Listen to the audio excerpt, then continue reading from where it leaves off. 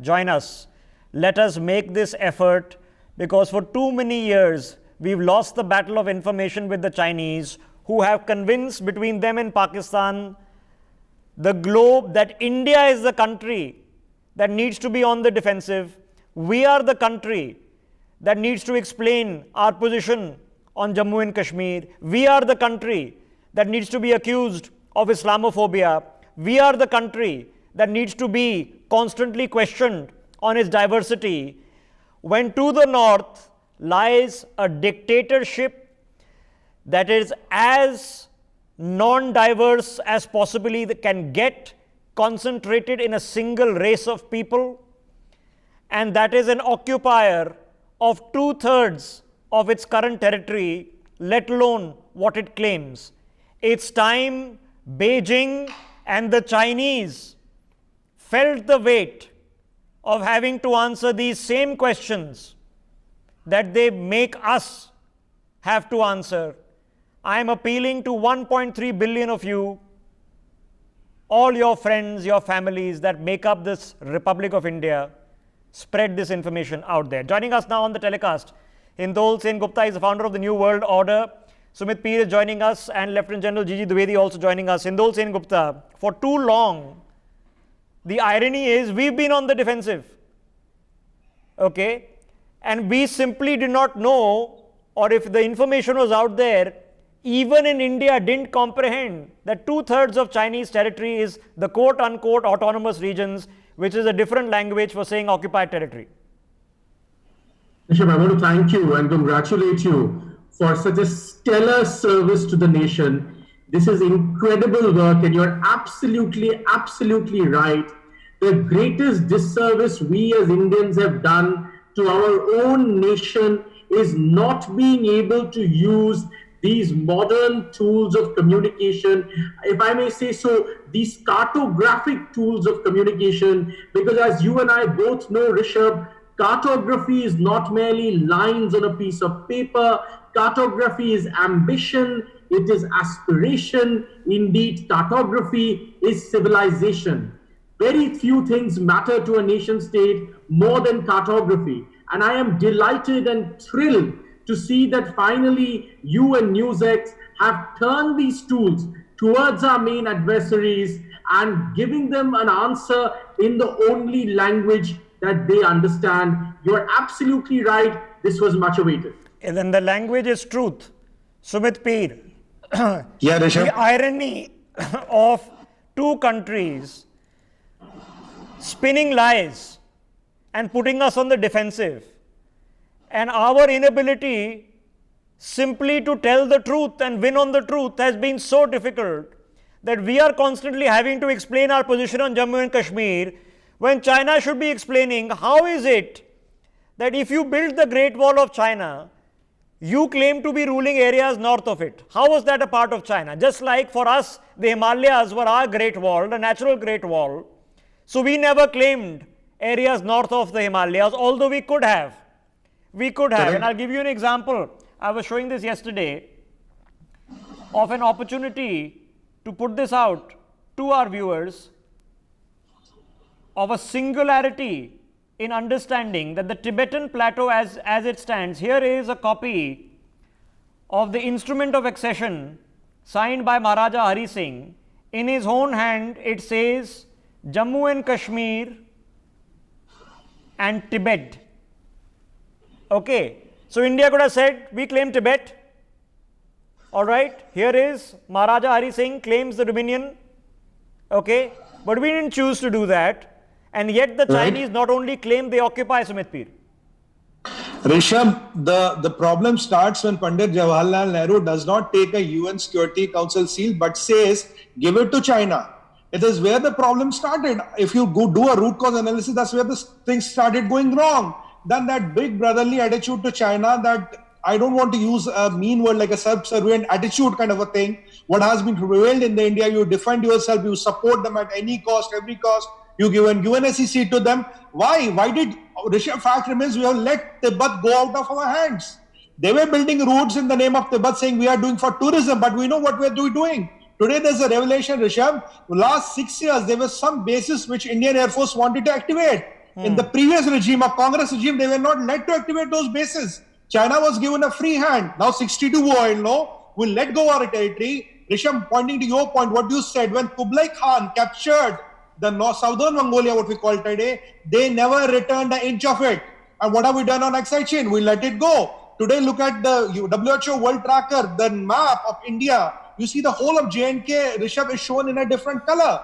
We have let these kind of things happen and we are okay with it. Okay, so just stay for a second. I'm putting on our screen. I showed this yesterday also. Here's a stamp from the princely state of Jammu and Kashmir that says, Shri Ramji, Jammu, Kashmir, Tibet, Adi, Rashtriya Stamp. Okay, so if it goes back, push comes to shove, many claims can be made. India chooses not to make these nonsensical, insane claims because we understand the practicalities and the pragmatism of the world. But those practicalities and pragmatism have been ruinous to the people of Tibet, the Buddhists of Tibet. They've been ruinous to the Uyghurs of East Turkestan. They're going to be ruinous for the Mongols of Inner Mongolia. They will be ruinous for the people of Hong Kong. They will be ruinous for the people of Macau. And Sumit Peer, something now needs to be called out. That's our job, to call it out. Call a spade a spade. Rishabh, first of all, congratulations to you for putting that pin tweet, and I have already retweeted it. Well, the point is that somebody in the media, what you rightly did, has to call up the bluff. I would say call up the Chinese bluff. Let the world know how is the China made, what all they have occupied, and what they are now trying to occupy. Because more important is, Rishabh, this is happening for last 100 years. Start from Kublai Khan and down to Mao. It has been the Chinese policy. Now, what I'm worried about is what more they are trying to occupy. They come into our goddamn territory and tell us to back out. This is our territory. Let them answer as many questions you throw at us, and you're free to. We should be throwing back at you. Explain this, explain this, explain this, explain this. Explain this, explain this, explain this, explain this. All those questions should be thrown back. Just stay with me. Mr. Bhatt is joining us, our first caller. Mr. Bhatt, go ahead, then I open General Dwivedi. Mr. Bhatt. Mr. Bhatt, if you can hear us, go ahead, sir. Okay, I'm presuming we are an audio difficulty there. In case you're calling us, speak on the phone. Otherwise, there'll be an echo if you try to speak at the TV because there's a 4-5 second delay to the live telecast. General Dwivedi, now, what has been most difficult now, this has been inspired. I did a YouTube video a few days ago and people were saying, why don't you put out a map? So I put out the map, and this is literally a couple of us sitting on Photoshop for a few hours, drawing from the historical context of the reality of what China was. And this is not 2000 years ago or 1000 years ago. China has fallen apart twice in the past century. It fell apart in 1911, broke apart into bits. It fell apart once again. We forget that for 20 years they were fighting a civil war in China. It was a civil war.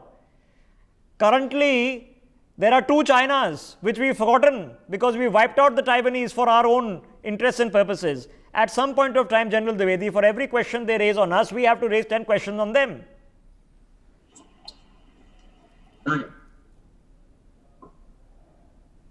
Hello. Can I come in? Yes, General. Waiting for you only, sir.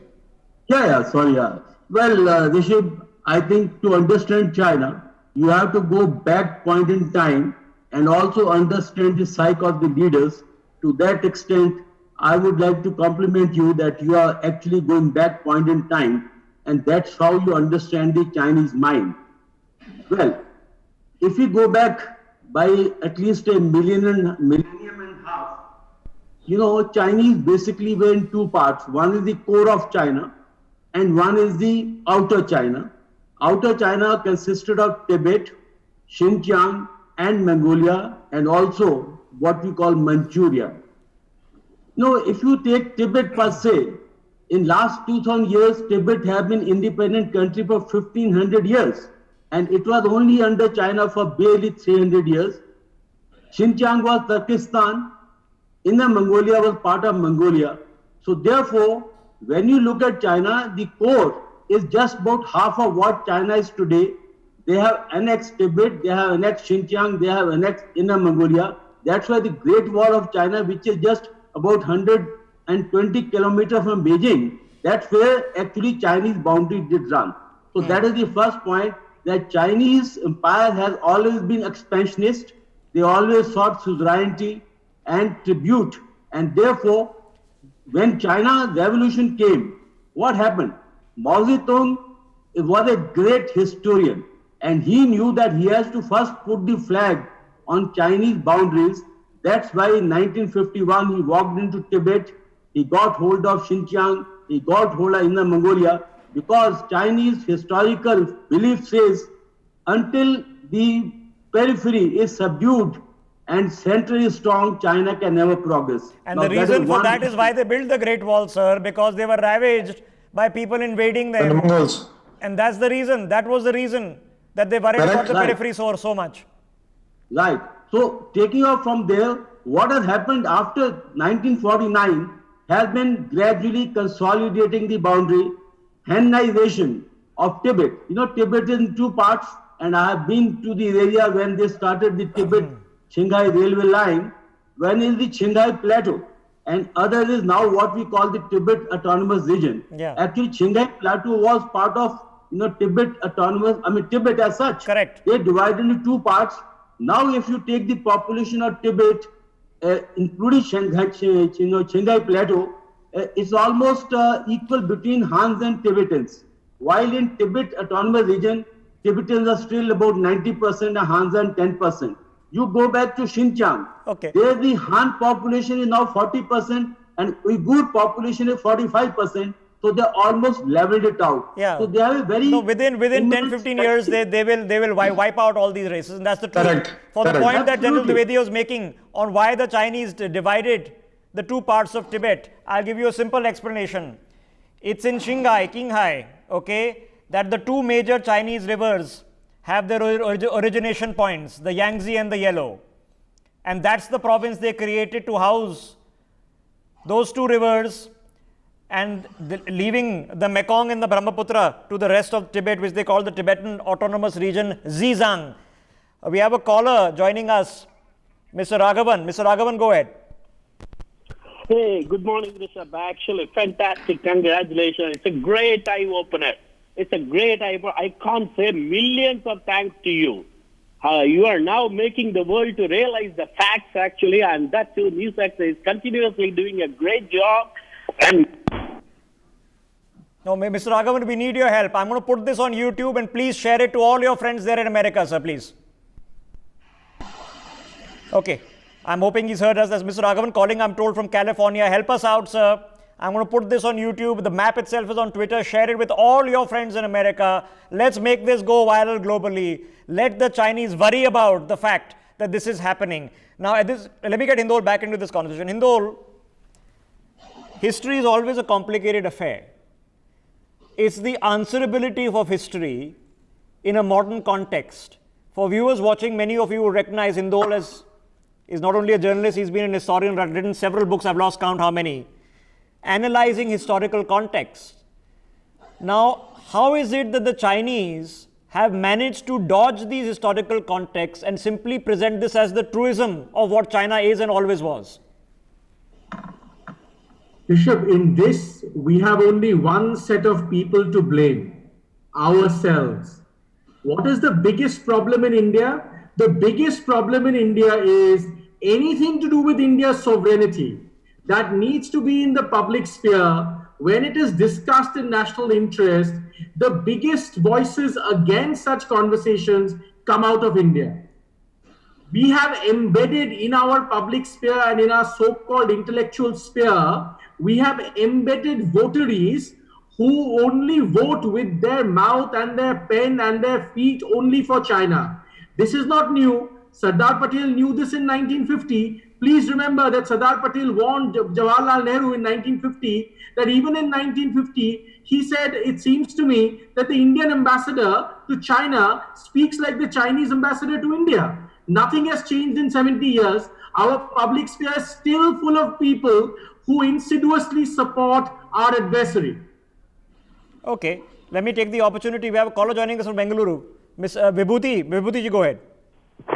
Yeah, hi Rishabh. Thanks for taking my call. I have been a very great fan of yours, and it is very good that you are taking these issues, which I don't think any other news channel is taking. And few points that we are lagging behind China in these cases is because we do not have this history told to us from our childhood days. We do not get these in our history books. We only have Mughals and French Revolution and English Revolution, all those things, but nothing about our national history, and particularly about all those things, the map borders and the regional kings, what they have done in the development and in the history. We don't have all those things. We only have French Revolution and those things. No, you're right, absolutely. And that has to change. It has to fundamentally change. If I was to show you a historical map, and let me just put it out. Sir, I was just showing this a bit earlier in the telecast. This is a map, and this is incidentally an American map. Okay, it's 100 plus years old, and it's showing India, right? Absolutely. Now, as it shows India, north of India, China does not exist. It's all Tibet. Tibet was a sovereign entity. For many parts of its history, a very powerful sovereign entity. There have been issues that the Tibets had with Ladakh and the rulers there for many, many generations. This was not China. These are not Chinese people. Why is Tibet Buddhist?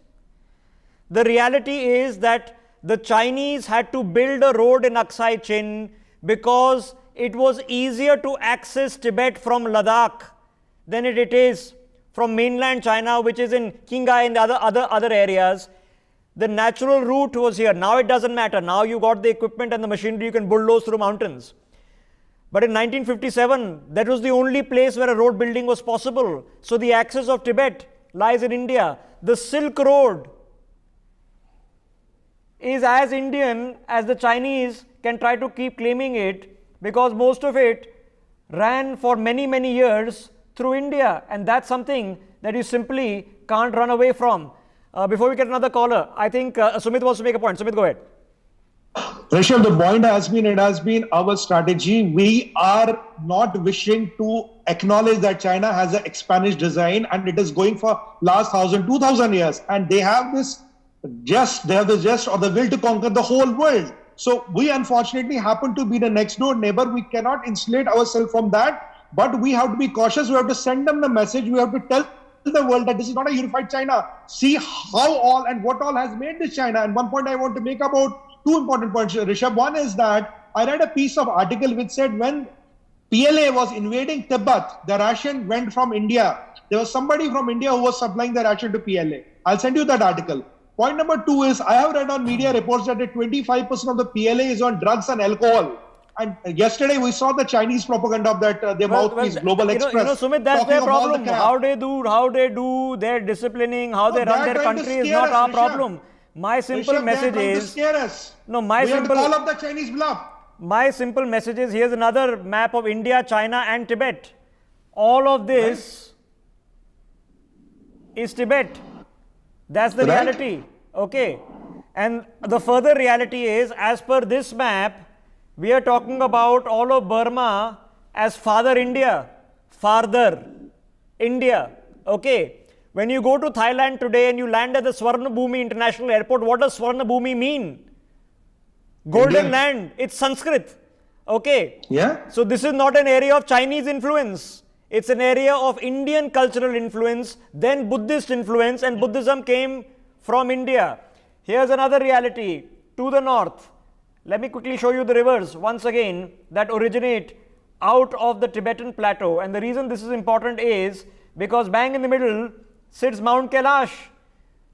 From its foothills, or well, from this location rise the mighty Indus, from which the name India is derived, and the Brahmaputra. And the reality is, we go to Mount Kailash, Kailash Mansarovar, and the road that you take to go to Kailash Mansarovar is a Chinese highway called the G219. That is the highway they built in Aksai Chin. That's the road that connects Kashgar to Lhasa, the G219, and they're asking us Indians to use a highway they built on our territory and Tibetan territory. It's quite mind-boggling. General Dwivedi, I know that the histrionics does not change ground reality, and I'm perfectly cognizant of that fact. But the problem is that when it comes to discourse domination, putting out information, we are woeful at it, sir. How do we put out these equally accurate points of view? Well, I think first and foremost, we must get our facts very clear, and we must have the historical data, because you would understand that basically these two outlying states, Turkestan or Xinjiang and Tibet, China was very worried. So they had to link it up, and you rightly brought out that when they linked up Kashgar with Lhasa, that was to control these two territories, and that road passed through Aksai Chin, so they have to capture. Secondly, I am so happy and so glad you have put out the map of Tibet. You just look at the rivers. Tibet is the water reservoir of the world, and northern China is water starved. So therefore, it's very important for China to have full hold over Tibet to control all the water systems. And also, Tibet has a lot of minerals. Second point I want to make is the expansionist design of China is continuing now through BRI, through marrying or maritime route. That basically is the part of expansion through geoeconomics. They are not using the force. They have not used a bullet after 79, but they have used checkbook diplomacy. They have used and 79 was a bloody nose, incidentally, for China in the Sino-Vietnamese war. Okay, let me a couple of callers. Who do we have? Who's the first one? PCR. Professor Ravindra is joining us. Professor Ravindra, go ahead, sir. Professor Ravindra, if you can hear me, sir, please go ahead. I'm short of time. Okay, Kamlesh, if you can hear us, Kamlesh, go ahead. Yeah, I can hear you. Go ahead, please. I'm short of time. Yeah, go ahead, please. First of all, Rishabh, you have done a fantastic job, your team, that you exposed this entire hypocrisy that China is spreading throughout the world. Appreciate it. They are telling lies about India. They are just blaming India for occupying Kashmir and all these places. And they have occupied Tibet and Turkestan and Mongolia and all these places. This must be exposed to the world as much as possible. No, that job for which I solicit your help, sir. Spread this video, spread this map out, spread it as far and wide as you can. We spend all our day doing all sorts of WhatsApp forwards. Here's one for the cause. I'm short of time. I'll take quick closing comments. Indul Sen Gupta. Now, switching the discourse on China now. They have massive state-run mouthpieces. Let's face it, the Qataris have a state-run mouthpiece, the Turks have a state-run mouthpiece, the Chinese have several of them. They are able to do discourse domination. I'm not even talking about the New York Times and others of the world that for their own reasons pick on India. How do we now take this forward? It's amazing, Rishabh, that we're discussing it on a day where we know that the Washington Post and the Wall Street Journal were paid millions of dollars by the Chinese authorities to portray the world and Chinese interests in a particular way in their influential newspapers. We just have to up the game. We today both have the market, we have the money, we have the resources. All we don't have is a national consensus on our strategic needs. And I think programs like yours really help build that national consensus. All of us are together, you, me, all our other guests. We are in it together. We must build a national consensus. Let's do it. General Dwivedi. Sumit, I'll leave the last word with you. General Dwivedi, how do we now push this together? Yes, go ahead. Very quick point that information warfare is the tool of Chinese in the fighting the gray zone conflict, and we have to blunt the information warfare by own strategy and have a long-term China strategy along with the global other nations which have similar views, and we must pin down China both as information as also historical facts on the ground. Spread this. Sumit Peer, let's spread this.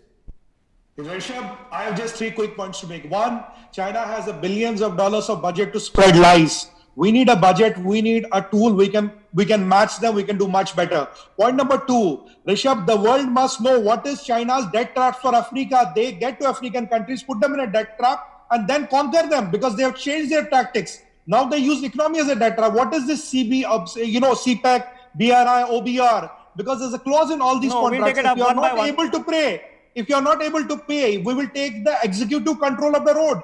That means East India Company Part 2. Okay. With this, China will take the control of your territory. So the world must know the expansion doesn't only happen by gun. They currently are. I'll just make a quick reference to contest and I've run out of time. We all keep talking about Hambantota. Have a look at this, ladies and gentlemen. I've mentioned this many times before and I'm mentioning it again, and I marked it on the map for a particular reason. The Chinese occupied Pamir Valley. This is 1,000 square kilometers of Tajikistan, which the Chinese took over in lieu of Tajikistan being unable to pay its debts. And why did they take over the Pamir Valley? Absolutely, Rishabh. The reason they took over the Pamir Valley is because they have built a military base there, and the Pamir Valley abuts something called the Wakhan Corridor. The Wakhan Corridor is a finger of land of Afghanistan, which would have been the border of India and Afghanistan. And currently, the Chinese occupy Shaksgam Valley on one side, Pamir Valley mountain range on the other side, and they're building military bases there. This is how they do it. They'll continue doing this until we... Sumit, I'm out of time. 10 seconds. Rishabh, 2 points. One, they are enhancing their naval base in Gwadar. They are building a high security complex in Gwadar. Gwadar is stone's throw away from Djibouti us. and in other places. And Gwadar will become a military base. No 2 points. Yeah. I have to desperately take a break. It's a naval military base. I will come back, and my appeal to you, keep spreading this. Let us make, for all the memes that we make go viral every day, let's make this information go viral tonight. For more such videos, subscribe to the NewsX YouTube channel, hit the bell icon.